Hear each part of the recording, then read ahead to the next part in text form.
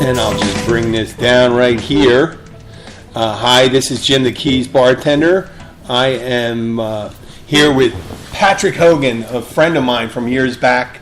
We're in Key Largo. Patrick is living in Fort Lauderdale right now. Yes. And he has extensive experience in the food and beverage industry. He also has extensive experience in the younger Jim Horan. Yes. Yes. And this episode is titled Delta Iota. We were in a fraternity together back in the early 1980s, 84, 85, and onwards. Yeah. Oh, brothers once, and we weren't one of the ones that, at least while we were there, we didn't have any of those controversies. No controversies. I think the big controversy was what was going to be on the meal plan. Right. And the kind of beer they wanted to have on tap, maybe. Right, which was usually the cheapest. Oh, the cheapest, yes. and Patrick, I was the, what was that? Years ago we met, my brother, my real biological brother, was in your pledge class. Yes. Ted, yes. Teddy, you called him Teddy. He was my roommate, too. Yeah, he was your roommate, yeah. But did you call him Teddy? Yeah, I called him Teddy, yeah. I called him a lot of things. You're going to say, oh, this is my brother. I go, oh, no, this is my brother. Yes. People and back then, people didn't automatically put us two together as brothers. But now, if you see it, we do have a lot of similarities as we got older. But you're my, and not to count that any less, you're my fraternity brother. Right. And I recall meeting you the first time. You were a very interesting a person, a very interesting pledge. I never got into it long enough, I guess, that I viewed someone as a pledge or a person or a man or a woman. But that year, let's describe where we were. We were at Drexel University in Philadelphia. And it was in the early 80s or mid 80s. Yep. And it was a city in transition. Yes, it was. In fact, I'm trying to think, it was a couple years. I arrived a couple years after the on Ray Street, where they burned down all those houses. The move and all that. Actually, stuff. move happened in '86. Oh, so it was. Oh, that's right. It was a couple years after. Yeah. All right. Yeah, and that was a fire where the Philadelphia Police Department used an interesting tactic. Right. You know, smoke grenade. A smoke grenade that caused the fire. Well, which a smoke grenade generates a lot of heat. Yeah. So I mean, the smoke is generated through heat, and and not only did it burn down the house they were targeting, but the whole block. Right. So we were at that time. Well, we were in West Philadelphia. Right. It was a transitional neighborhood. Yes. You had a fraternity house at 35th and Race in Philadelphia. Yes. 3/4 of a mile, a half a mile from the art museum. If any of you guys seen Rocky, that's where Rocky runs up the steps. It was a beautiful. The architecture was Edwardian or Victorian. I don't even know how to describe it. It was early, late 1800s, early 1900s. Yeah. The architecture, and that area of the city was considered almost like the country. Yes. Because it was slightly hilly. Right. And not as hilly as Concha. But it does, when you're at the top of the steps, you can actually see over a lot of the city, too. Yes. Yeah, you have a nice view of all that. Yeah, and Drexel University is in an area of the city, West Philly, called University City. Because it's right near University of Pennsylvania. It's very close by. Yeah, and there's a lot of students there, and there was a lot of activity down there. And we were in, our fraternity was at the at 35th and Race. If you continue down, I'm trying to think, 35th Street, you run into Market. It breaks up after the 30th Street station, then you get back onto it again. So Race doesn't run all the way through because the train. Not Race, but I'm talking about 35th Street. Yeah, 35th. Yeah. And I'm trying to recall the years. I was. What was I doing that? What was I to you as a pledge? What was I to you? When I came in, you were you were in charge of the. What was it? Was I pretending to be a hard ass? Well, to some degree, yeah, I think so. But I wasn't. Yeah, no. But you were. Yeah, it was. Yeah, you were doing the ROTC stuff. Yeah. And I had to do this stuff. I had to pretend to be a hard ass. I was I'm trying to think. The sergeant at arms kind of guy. The one that signed all the jobs in the house. Yeah. But I forget. And I enforced the discipline of the house and all that stuff. Yeah. And I was a sophomore. I was young then, but I wasn't. The veneer of it was maybe like a quarter-inch deep. Yeah, when I was a freshman, we had it was the Mooses. Yeah. We had Ed was pledge master. Trying to think. Doug, Mike. Yeah. And Mike regular and Glenn. That was Glenn Ankerbrand. Yeah. Yep. Yeah, you got to be really assertive with this, Mike. You're talking to someone at the bar. You know, you were in the bar industry, and if we get soft, very loud even when it's quiet, if you're not clear and succinct with them, it's like being in prison. Yeah. And what happens to a guy in prison? You don't assert yourself. They have you. They take you. Yes. And this is what it's like in podcasting. You have to be aggressive. I try not to get too shouty or too. It's just being authoritative without being overbearing. And actually, I had a whole sound set up right before we started here. Pat lives up in Fort Lauderdale now, and he came down how many months ago? 3? I got down here in May, but I've been in Florida since January. But I got down in Hollywood in May. Yeah. So it's 4 and a half. 4.5. Okay. Yeah. And gosh, that's a long time since you came down again. Yeah. Yeah. Well, listen, I said, I came to visit you in June for my birthday. Yes. Mikasa Sukasa, and stuff like that. So, which is 3 years. I'll be. You know what? I am going to be going up sometime I have a monthly Rotary thing I could go up to there on that. But when we met, we're both younger men. There were 35 pledges? I think 35 pledges in our There was only 50-something members in the whole fraternity, and we had upwards of 2/3 the same amount as pledges. And it was everyone on board. I don't know how we got that large a pledge class. I guess they just said they were tired of being... the year before, we had Greek Week, and we performed really well. I mean, especially in the tug of war. Because there were some big guys in these other ones, and I had like Fritz and all. I was managing tug of war. I said, no, we got to put as many legs, and we had engineers, and they understood it, hands and legs on that rope. And I said, they have big guys. We need lean, strong guys. Just lean. We're talking pounds of force, and I figure, and I was a history, political science major. The rest of there were business majors and engineers, and I thought, and I saw it, and I said, the more feet we have, the more traction, the more pull we had, and we almost took it. I think at the end we took second place in one. We should have taken first because we could have really thrown out the big guys with what we did, and then. There were a lot of drinking games, and I figured into a couple of those. And we had to do a quarter keg toss. And God, I right now I could probably throw the quarter keg about twice as far as I could throw back then. Yeah. Well, of course I'm weighing about 70 pounds heavier than I was back then. We had that old house, and. At that time, I think there was only 12 rooms. There was 2 floors on either side with 3 rooms, but 3 and 3, 6 and 6. Yeah. Yep. Yeah, 2 basements. It was actually 2, for lack of a duplex. Word, duplex. It was a duplex, and with the center it was all opened up. Yeah, sliding doors. And we had, I guess, about 3 people to a room, 2 or 3. Yeah, well, the rooms in the front were a little bit larger, so they had more beds because you had a closet and the bed was on top of the closet. So you think it was 4. The one I was in the front was. I had 4. The one with Tom Brown. Yeah, there were only 2 of us in that one.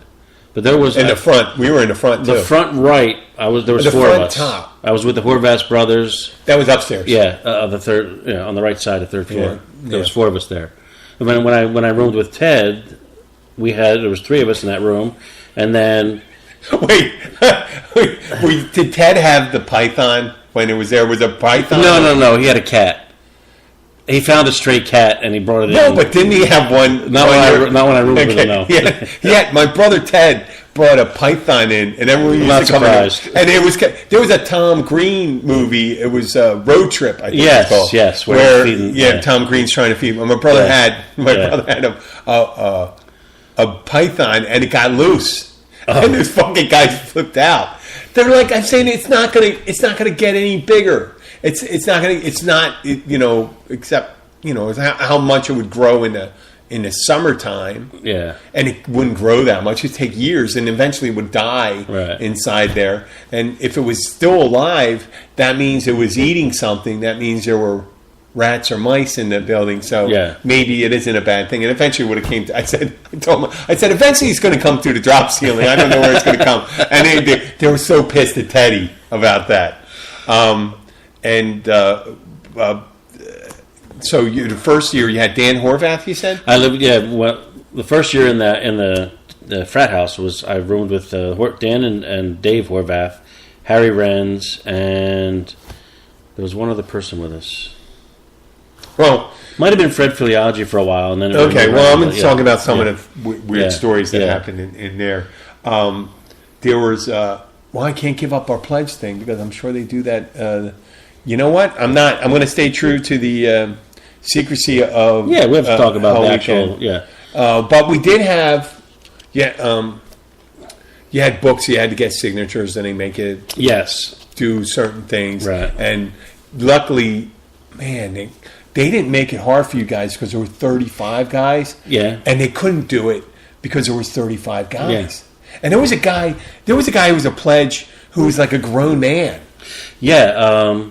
It was John, the big guy. John Bear, wasn't it? Yeah, John Bear. He had family. Yeah. He was married with kids. Yeah, he was actually, he might have been like in his senior year, I think. Because he was friends with a couple. But he was like 30 years old. Yeah, he was friends with a lot of the brothers, and I think he'd hung around the house all those years, and he finally decided to pledge. I think it was either his junior or senior year. Yeah, it was like old school for him. Yeah, it was old school for him. Yeah. And then there was J.C. John Carter, who was he was my big brother. Yeah, John Carter, great guy. He was dating that girl for a long time. Were you around for that? She went away for a weekend to go skiing. Okay, with his friend. That's okay. I wanted to say, it's a pretty much well-known story. Yeah. The girlfriend who he hung around with all the time, and she liked drinking wine. Yeah, not nice girl. She goes away skiing, or something like that for a weekend. Yeah, and she ends up getting married to some Air Force dude. Okay, I don't know that story. Oh man, he was crushed for a little while. Yeah. That was one of the stories. Okay. Yeah, and there was the things didn't just happen on a weekly. It happened within one day. The same thing. One day there. I don't know if you were at the meetings, but Alan Wunsch for a bunch of meetings. Alan Wunsch right at the end, his announcement for like a month at one of our fraternity meetings was, I have 4 tickets to the John Stamos concert. And no one wanted the John Stamos conference concert tickets. And they go, and it's kind of like not understanding. So why do you take them? No, well, I mean, you're a guy in a fraternity. I'm going to take my girlfriend to the John Stamos concert. I didn't even know he did any music or anything. I just know he did the thing with the Beach Boys. Really? He probably played drums on one of their songs or something. Well, every so often there's something would happen. Like, were you there the year that was the year before that the 30th Street station? It's the railroad station in West Philadelphia. They opened up a McDonald's. Yes, and they gave us 10 free passes to. They called it. I remember the name of it. Cheeseburger or quarter pounders and champagne. And we thought, fucking champagne and stuff like that, because we had beer, we had kegs of beer in there. Yeah. You can always have beer, and we had the cooler full of beer. We had a soda machine. A soda machine with beer cans. And it was 50 cents a can or 25 cents. And it actually paid for itself. Yeah, it paid for itself. Yeah, they figured the price, and with Strohs and all that stuff. Yeah. So, but the quarter pounders were the drive, and he said he gave us 10 tickets. So I think Doug, Mike, Hun, and I, and maybe Doug was there, and there were a couple other guys. Pregler was there. Yeah. And we went over to 30th Street Station. Did you go? I wasn't there for the opening, but I do remember the McDonald's in the 30th Street Station. Okay, well, what happened? Yeah. We had 10 tickets, and we took 10 people over. And there was this fraternity from University of Penn. And it wasn't just quarter pounders. And it was wine and beer. We're drinking and stuff, but we're mainly eating. At that time, we weren't really into wine. We can go back and, we were just free food, right? Yeah. And they had all the McNuggets you can eat. Right? So what do guys think you can do? I can eat 100. Yes. So we got in a contest. And I was, you remember what I looked like back then? Yeah. I was like all 180 pounds, 6'4". Yeah. And this dude was, he was like ogre in Animal House. Right. And we're sitting there eating. I got up to 63. And he beat me by like, I don't know. I mean, not by a ton. We didn't get up to 100. But at that time, I'll tell you, the content of my bowels changed for a couple days. I bet. Oh yeah, it was amazing. But those things happened, and then we did. Did you go down to spring break with us? I didn't do spring break, but I did go to one of the Pine Am conventions down here in Lauderdale with Kevin Rickleson. Yeah, that was fun. Anything funny happen? We partied at the candy store. Which is a strip club. We're not there anymore. It's but back then it was popular from that movie Spring Break. I know, but take me to the candy store? Yes, it was yes. No, is that from it? It is, it's a strip club. So right, yes. And they did a little thing where it was wet T-shirt contest. Yeah. And they auctioned Did you win? Well, no. No, I'm sorry. Oh, you weren't in it? Okay. I see. I got with a spur of the moment. I could be in it now because I have bigger breasts now than I did when I was 18. You and I do. But what they do is they auction off the roll of the water pourer. So the guy, that's how they get the prize money for the girls. Yeah. So the guys that say, I bid 10, I bid 20, I bid 30, and then every guy that gets up, that money goes into the prize pool for the girls. Yeah. And then you get to pour the water on the girls. And they stand in this little kiddie pool with their bikini bottoms and this flimsy little T-shirt, and you get behind them with pitchers of water, and you just pour the water all over them, and then they dance around and they pick the winners, and then the prize money comes again out of that. So, and I got a little Polaroid picture of me pouring the water on the girl. Yes. Oh, you won that? Oh, yes. That's great. Yeah. So I got two bids. I think I bid $20 for the one, and the thing is, you don't know which girl you're pouring the water on either. See, they get you because not all the girls are really, really pretty. Some girls, they want to do the wet T-shirt contest, but they're maybe not, the hottest girl on the stage. So I'd like to see you. You don't know who you're going to pour the water on when you're bidding to pour the water. So the one girl that I poured the water on was actually very, very attractive. The other one, maybe not as. I would word it. Yeah. I would word it. She wasn't traditionally beautiful, but I'm sure she was beautiful on the inside. Beautiful enough. Yes. Exactly. There you go. You can work your way out of any quandary. Yes. When you have a problem, you can just say, you know what? Topically, she wasn't beautiful, but I'm sure on the inside she was a gem. But when you pour water on them, that all goes away anyway. Oh yeah. Yes. Oh, really does? Okay. Well, when we went down, we went down in, it was Ed Leventhal. We used to call him the bitch, remember? The bitch, because he always. I called him Pledmaster. Yeah. No, he always bitching. It was funny. He'd get all pissed off.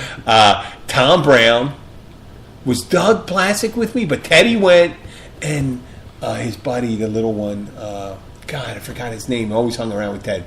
I'm trying to think. It wasn't. Okay.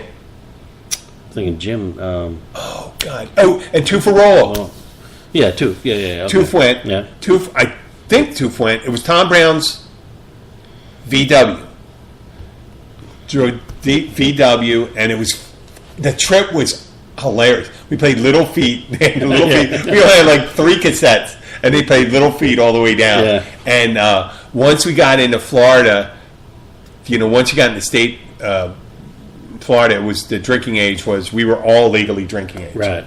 And so we stopped at 7-Eleven, and it wasn't Pabst. It must have been Carlin Black Label, and it was some ridiculous price for I don't 12 know. pack or Yeah, I don't know if it was a 12-pack. I think it could have been like 18. Yeah. I mean, they could have sold a 24 back then. Because now it's only 18. Yeah, I don't think you had 18s back then. It was 24s or 12s. Yeah, and it was like $4.99 like or $3.99 for a case. Yeah. And so we just took a pool of money and we said, we didn't realize this was going to happen all over Florida. So we sat in cramped space all the way down there, realizing, well, we could have just fucking waited until we got near our destination. You know where we went? To my mom's house.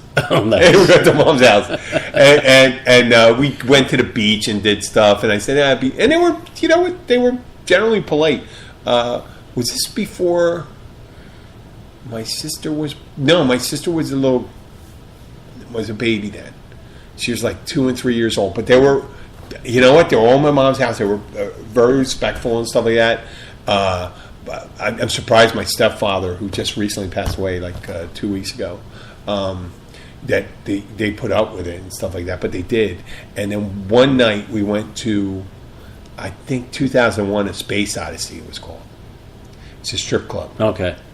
And it was one of the ones, Florida, just like New Orleans, off-duty police officers can wear their uniforms and be security. Right. So they're at the front door, but there's also guys on the inside that aren't affiliated with the police department. So the police department, they don't want anything to do, unless you're violent or something, they don't want anything to do anything nefarious. Right. So a couple of us went upstairs. VIP room or?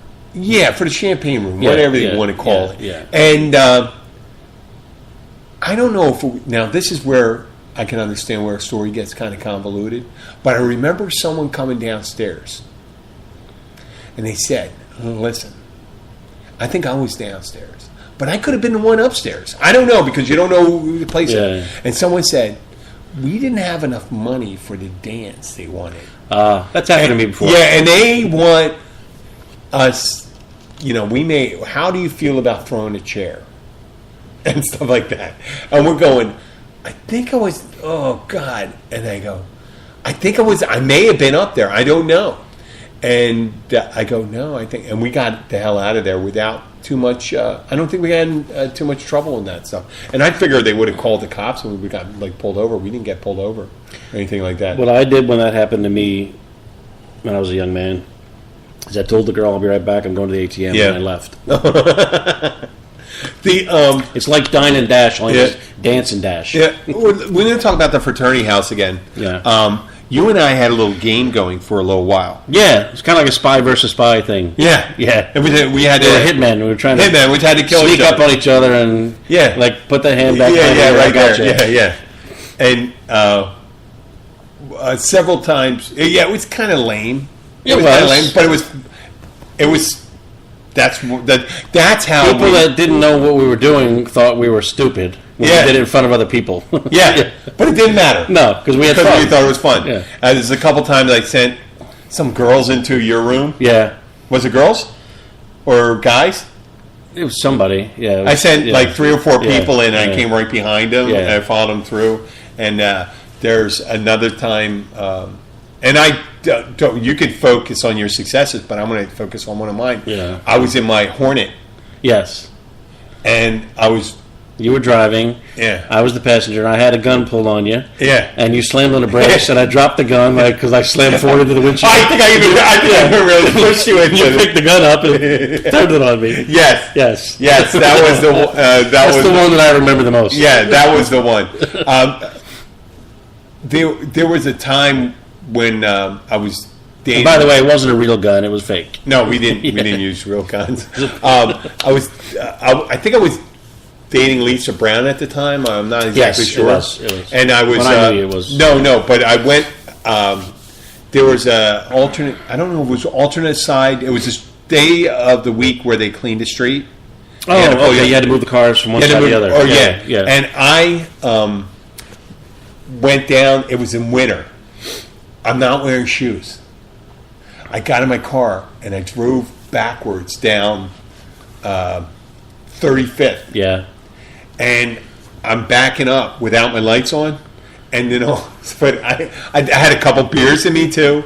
I'm wearing jeans, and they could have been on backwards maybe, because that's not the first time that happened, because I was coming from my room.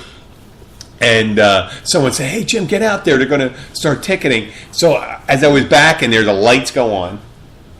And the police officer pulls me over and says, "You did so many." It was a one-way street. Yeah. You were backing up the wrong way with your lights off at night. Can I see your license registration? Well, I didn't think he even had a registration. But my pants were inside out, so I didn't have my wallet. He goes, "I'm assuming you don't have your wallet." He gave me a ticket. And I had to produce it. And he said, "Listen, doesn't look like you messed up or anything. And what you did backing up, that was wrong, but you weren't driving. You were going to park." Yeah. And he says, "Just go downtown and produce your license and registration." And I think the next week I went downtown. Yeah. And while I'm standing in line to go up there, I look at my license, and my license was fucking expired. Yeah. I handed it to the woman anyway, and I go like this. Here's my. I used what minimum strategy I had at that time with this. I gave her a license. They go, "Here's my registration," and I threw the registration right there. And back then, I guess they could have just ran the license and just said, with scanning, said this is expired. But they didn't even look at it. She just checked it and gave me the thing. And the next day I went and applied for the license. But there were, we used to have a lot of parties. Our party was Thursday night. Yeah, because Friday nights were, just about everybody had a party anyway, Fridays and Saturdays. Thursday was Pi Cap. Yeah. And our fraternity. We could say, well, no, we still don't want to say our name. We didn't do anything. We didn't say anything that's going to get us in trouble. No, I don't think so. Pi Lambda Phi in Drexel University, founded, I think it was in the 60s there, when it was Drexel Institute, hence the Delta Iota. Yes. And we had a very interesting group of people. And I don't ever recall, nowadays you always hear about these stories, the horrible stories about the way hazing, the Me Too movement, the way women were treated, right? And we were pretty good. I honestly don't know my time there anything that happened that you would consider, And I was in one of the faster crowds too. Yeah. So I never. Well, not that you weren't. But when I say something like that was pretty nasty. I used to have Cheryl Silverstein. Yeah. I used to go up to her when we were at a party, and I said, "I don't care what you think of this conversation, but right at the end of it, pretend that you're really insulted and slap me." And then, say like, "Well, I never," go fuck yourself, Jim Moran, and all that stuff. And, and she goes, "Really?" And I said, "Yeah." And because I was a nice guy. Right? And I think twice we did that. And I think it lent credence to well, he's not, anything he does, I don't see he's a bad guy, but I saw him get smacked at a party. And there was other girls that say, "I'm not going to do that." I go, "Just smack me, come on. You're doing a service." And they go, "Come on. What the fuck?" I said, everyone needs a little hand. Yeah. Yeah. How did you do when you were there? Not too great. No? No, because whenever I did talk to anybody, because I was back then, and probably even still am today, always the nice guy that gets stuck in the friend zone. And I could never get past that with anybody that I met in college. I understand that. Yeah. Because I've always been a good listener, and because of that, they start talking, and I listen, and I figure, I get close to them that way with the empathy and the listening, but then you become the friend. I understand that. And the guys for more than a few years there, I did quite well. But I have to say I was an asshole in relationships. And that's what the girls were going for back then. I know, but those relationships didn't last. No, they don't. The ones you got, the relationships that lasted, that may have piqued their interest, that you could have been an asshole, but those relationships never lasted and stuff like that. And then they ended up, almost all those ex-girlfriends I had ended up marrying very nice guys. Who's to say those guys weren't very nice? I mean, assholes prior too. Right.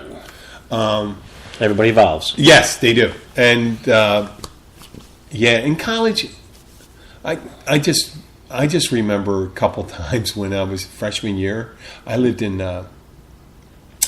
It was Kelly Hall, and then I forget what the other. The one with that was semicircle, Calhoun. Yes, Calhoun was a semicircle. I was in Kelly Hall when I was there. I was on that, and they had the nice thing, they had co-ed floors. Yes, they did when I was too. Yeah. Co-ed floors, and every so often I was coming from a Catholic boys' school, and the most I ever did before was like dry hump my girlfriend when I was in high school, and then these girls were coming down to my room, asking for help, like with math, and I was a history major.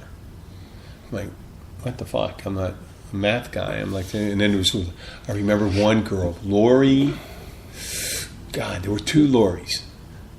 One was, God, I can't even remember her name. She used to wear this cut-off T-shirt, and she was, I was going to say big, but she wasn't big. She was just like voluptuous.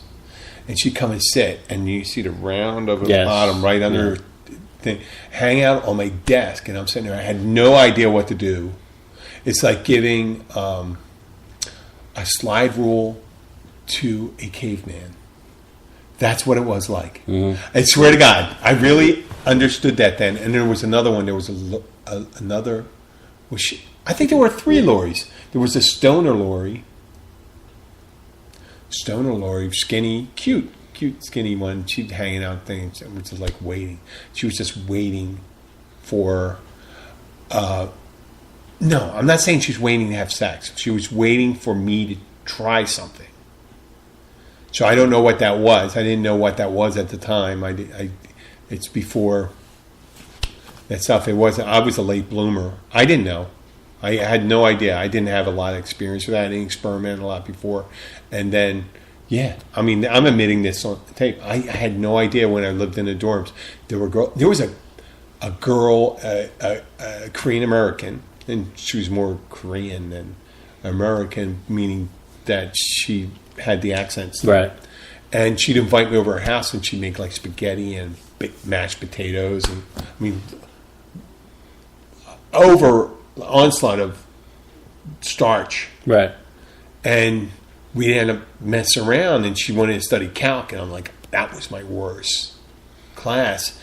And we just started messing around and stuff like that. We had a pretty good time and stuff like that. But I had no idea why she kept on inviting me over until like years later. I go, oh. It was only when I was like 22, 23. I go, should have been introduced her to me. I knew calculus very well. Yes, I know. I didn't know that. Yeah. I just, and it wasn't only until like my end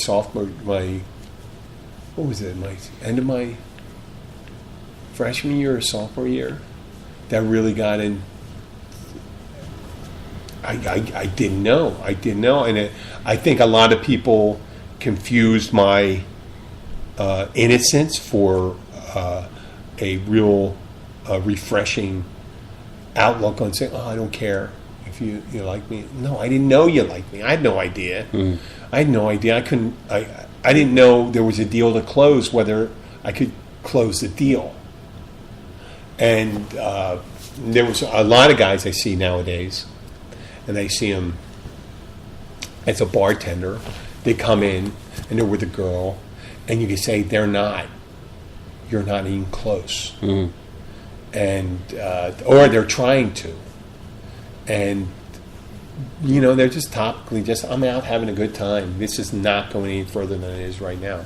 But we had our parties, and I just remember being with a couple girls, and I just said, I didn't know. I didn't know what the next move was. I didn't have a next move. But see, so it didn't go. Back then, though, we didn't have, that was the early 80s, we didn't have the internet. You didn't have all the things that are out there nowadays in regards to pornography. Was not as it was hidden away and tucked away. Well, whether you think pornography, no, I'm just saying, it was a different culture. And so, and when you look at the people that are in college today, a lot of them probably have more experience because they've done it in high school. It's a whole different. You got 15-year-olds that so they know all the different types of dildos and all that stuff there are. Back then, that wasn't the case. That's why a lot of people probably were in that same boat, that they weren't as experienced, didn't know what to do, and there was a picture of a guy with it looked like one of those hopping balls tied to his a penis, and they put it on the kitchen post-it board, and it said it was me during spring break there. And first of all, I would never put a rubber band around that guy. And guy's smiling, right. And I would never do that.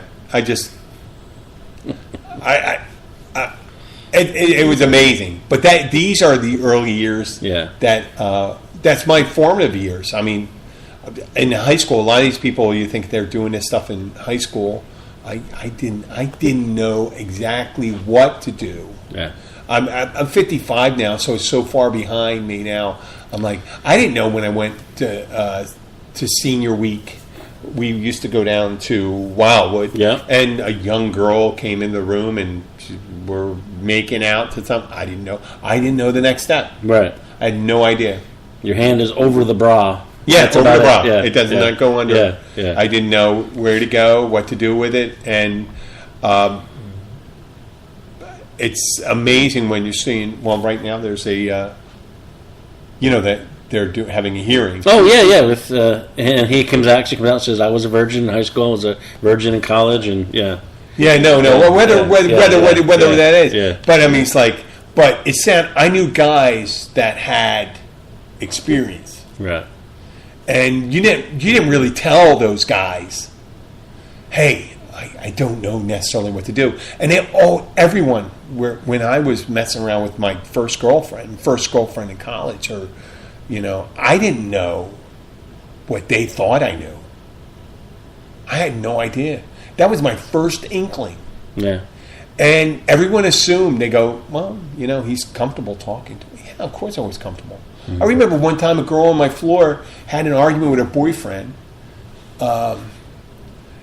We were similar in height and all that, but he had glasses and he was different. And it kind of, people say, confused us every so often, as they may confuse me for another guy. And his girlfriend, they had a breakup. And the next day, I had no idea. I mean, we're in class, and she also used to tell me how good my coffee smells. And I saw her crying earlier in the day, so I brought another cup of coffee. And I gave it to her. And she started crying. And she said, oh, that's the nicest thing ever. A cup of coffee is the nicest thing? A cup of coffee is the nicest thing I did. I mean, I had no idea what I was doing. I just realized, someone was upset. These are the things we do when we're growing up.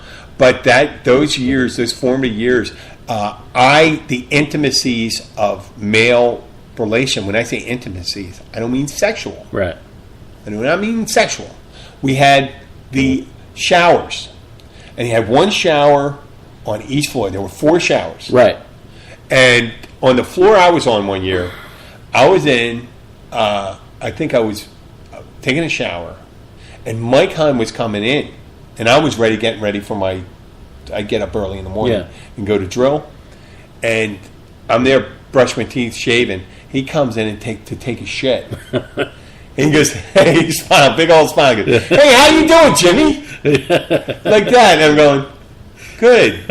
I'm like, I never had anybody talk to me. I mean, in the Navy, you have the toilets all around and stuff, and boot and all that stuff. But you don't really, I guess some guys talk to each other, but you really don't. You just take care of business and you take it. And back then, you go on demand.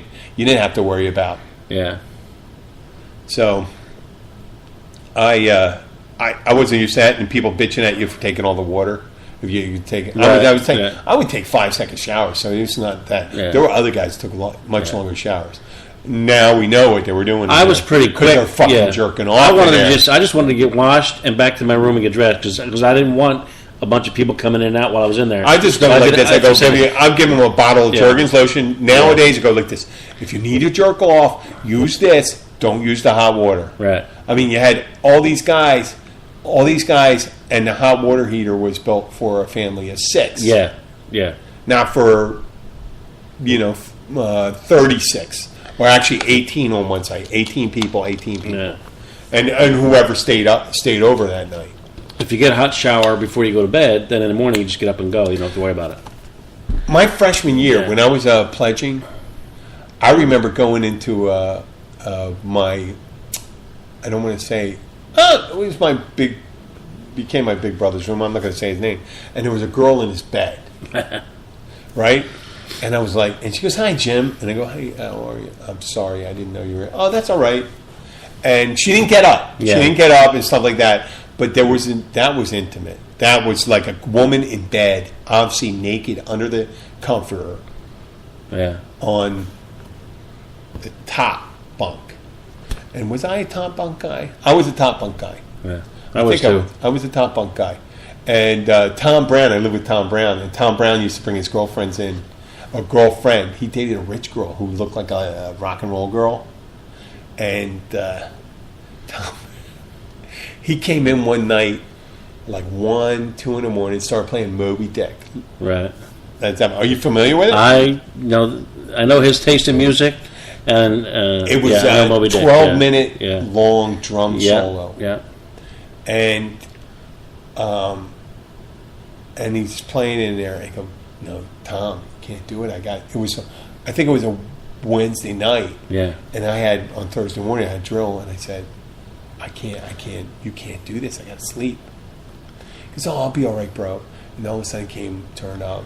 It came down, and I came down. I just, I did something I wasn't really proud of, but I mean, I think I yelled, and I may have broke the record. I don't know if I broke the record. Tom, and Tom's. Well, he had quite the collection, I remember. Yeah. I was. Yeah. It reminds me of Daniel Stern in that movie Diner, where he wouldn't get married unless you knew all the.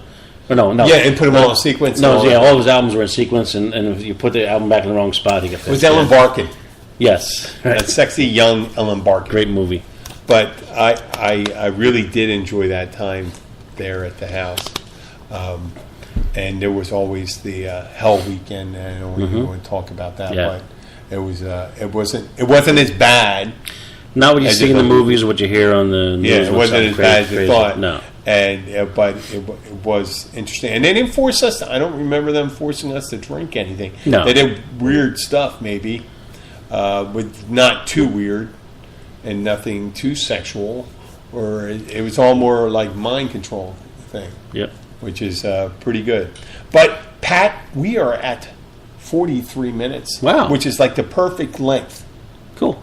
And we only, we tapped in that. But eventually, the next time you come on, I would like to go and delve into your experience as in food and beverage industry. Yeah, there's plenty I could talk about. And around the world. Because you were in Asia. Hawaii, obviously Las Vegas, which Tending Bar in Las Vegas is totally different than really anywhere else in the country, because there's a lot of high volume and liquor guns and all kinds of weird. Yeah. And get with the gaming on the bars, it's a whole different type of bartending.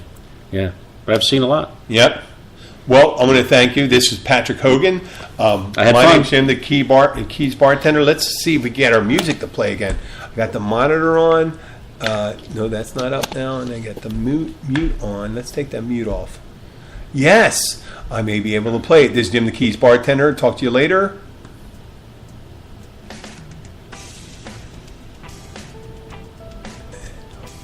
It's down.